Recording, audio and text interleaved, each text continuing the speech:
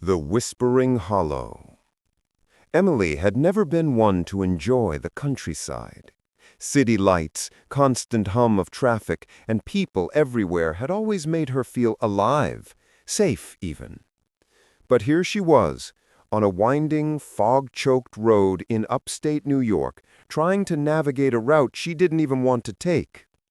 Her car's headlights pierced the thick mist, only enough to illuminate a few twisted trees lining the road. The GPS flickered, showing nothing but static, then died entirely.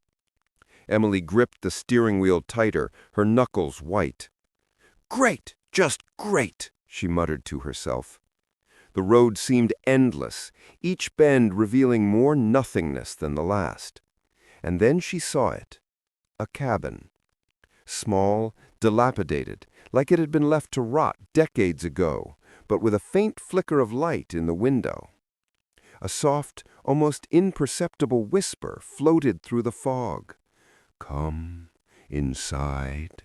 Don't be afraid." Emily froze, scanning the tree line for anyone, anything, but saw nothing. Yet the whisper persisted, calling her name in a way that felt personal, intimate. She shook her head and started the car again, but the road seemed to bend unnaturally, guiding her directly toward the cabin. By the time she parked, her heart was hammering. The cabin stood silent, menacing, its peeling paint and broken windows like teeth in a skeletal grin. Fog curled around the base, like fingers trying to hold her back. Something about it was wrong in a way she couldn't quite name, yet an irrational curiosity propelled her forward.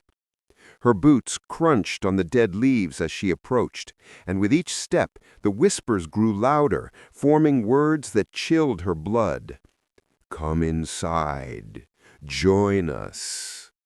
The door creaked open before she even touched it. Emily stepped inside, the air instantly colder than the night outside. Dust motes floated in the lantern light, suspended like tiny spirits.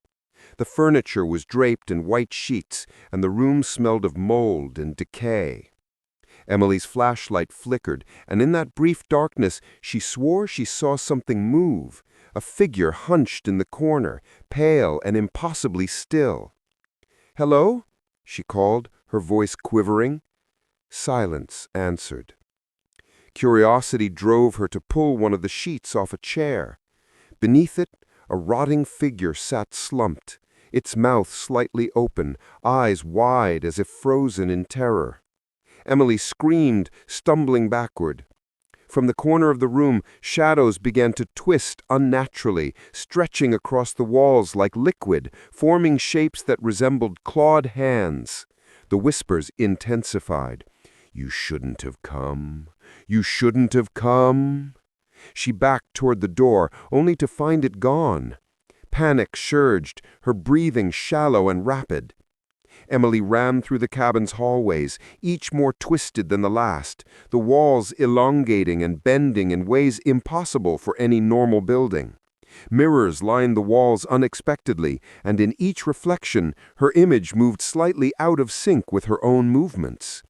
Behind her reflection, she could see a figure, hunched, pale, eyes black as voids.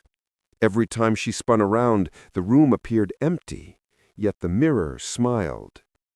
Desperate for any clue to escape, Emily climbed the stairs to the attic.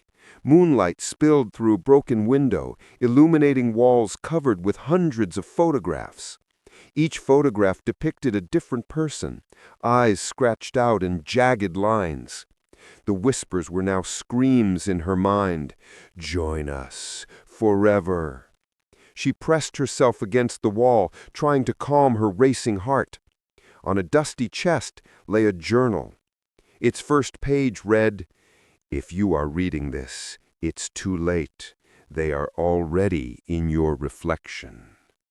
The words seemed to pulse, thrum like a heartbeat.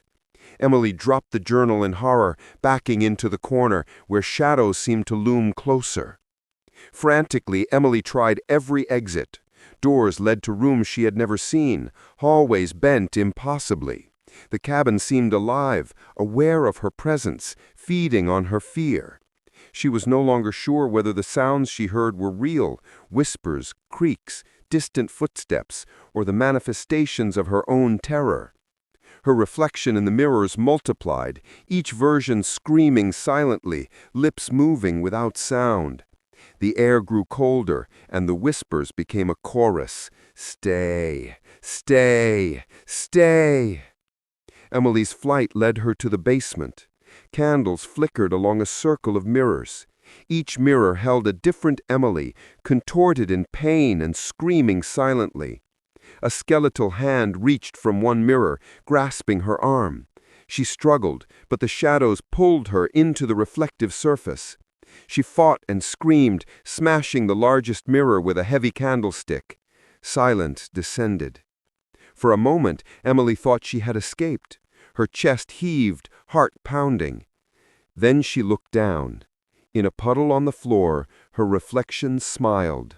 Her lips curled into a grin she didn't make, eyes hollow and void-like. The whispers returned, soft, intimate. Welcome. We've been waiting for you. Emily's scream echoed, swallowed by the walls of the cabin. Outside, the fog remained thick. A new traveler drove along the same rural road, GPS flickering and failing. They muttered, "Great, now I'm completely lost," oblivious to the cabin looming in the distance. Its windows flickered, beckoning silently. The whispers carried through the mist. "Come inside. Don't be afraid." The cycle continued, endless, each new visitor drawn in by curiosity, fear, and the siren call of the whispering hollow, where shadows claim souls and mirrors reflect nightmares.